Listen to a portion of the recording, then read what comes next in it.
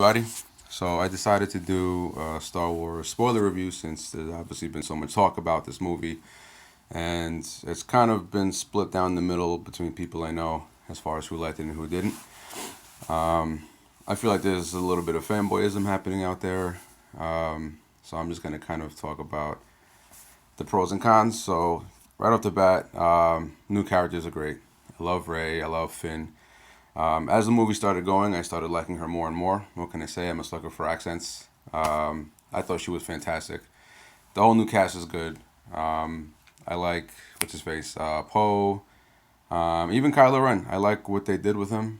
I like that he wasn't like just another sort of stereotypical evil villain. He's flawed. He's obviously still in training. He's conflicted. So it's kind of cool to see that transition where you see a villain who's still becoming Sith and joining the dark side, and you see that moment, when he actually kind of does the full change, like in the whole Han Solo moment, which I'll get to anyway. But directing was good. JJ did his thing. It looked really good. The action sequences were well done. A lot of practical effects, which I look for in movies. Not so much CGI, so that was great. They brought back the old score. Well done overall. It's a solid movie. I had fun. It was really funny. Everybody in my theater was laughing a lot. I was cracking up. It was good to have the nostalgia. So it was a good movie. Especially for new people who are getting into the franchise now, or people who aren't as familiar with it.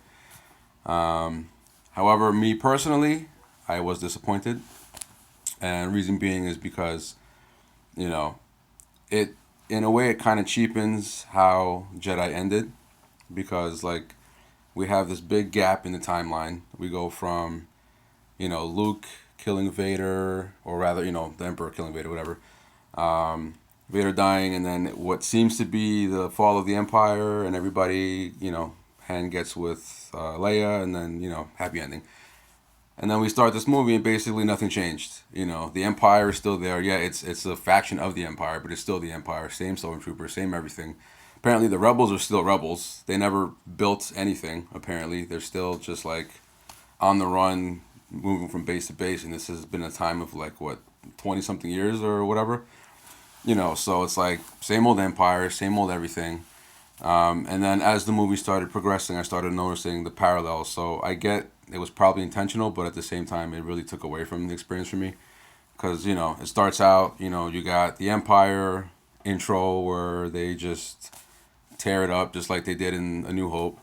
And then they're looking for these droids who have some information. In this case, it's the map for Luke Skywalker. So they're looking for a droid who goes down this desert planet, and then you have the young Rey, who's basically Luke Skywalker in the same kind of outfit, who's scavenging and trying to survive on this planet, and then learns about, you know, the Force and everything throughout the course of the movie. Meets Han Solo, and then they go off together. There's even a cantina scene, and then she meets the droid who has the information that leads her on her adventure. And then, just as the movie kept going, I'm like, all right, I'm basically watching A New Hope. Another Death Star. There's the scene where the Death Star is destroying a planet, in this case, multiple planets. It still has the same exploitable weakness. And then, what do you call it? And then, even the part with Kylo Ren and Han Solo on the bridge. Once it got to that point, I was like, all right, here's the part where Obi-Wan dies while Luke Skywalker's watching, and then he screams, and then there's a fight scene after that, and then they're trying to escape. Like it was the same movie, and then it ends the same way. The ending was just like Return of the Jedi, where the Tie fighters are fighting, and then they have to blow up the planet, and then but the people on the on land have to destroy the shield generators, and then there's this lightsaber fight happening. Like my issue was that JJ just really kind of played it too safe. Like I was really looking for something new and fresh. Like I was hoping to see more story based on the Jedi, or more backstory as far as how we got to this point, instead of this kind of time jump. So I'm not gonna lie, I walked out kind of disappointed. And then the whole Luke Skywalker reveal was a little weak to me. I mean, I thought he was gonna like jump in and save them or something, or make some kind of big grand entrance, and it was just like, oh, he's just there, and then he just like turns around, and then movie's over. And I'm like, all right.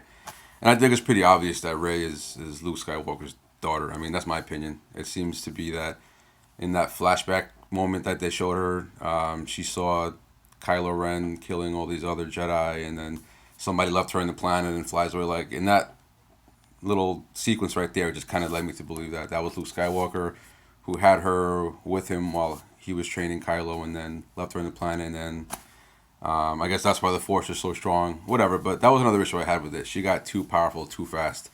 Like even Anakin to Luke to all these powerful Jedi, like they have to learn from somebody. They have to learn how to utilize the Force, and in this case, she just knew how to do it. Like she just knew the mind trick, and then she just knew how to do the Force pull, and then all of a sudden she's a badass Jedi with like no training. And I get Kylo was hurt when they were fighting, but I mean, come on, like she kind of destroyed him. You know, little issues here and there. The Han Solo death. I get that Harrison Ford didn't want to do more movies. Like he wanted to die ever since Jedi. Apparently, I read that he didn't want to continue the franchise.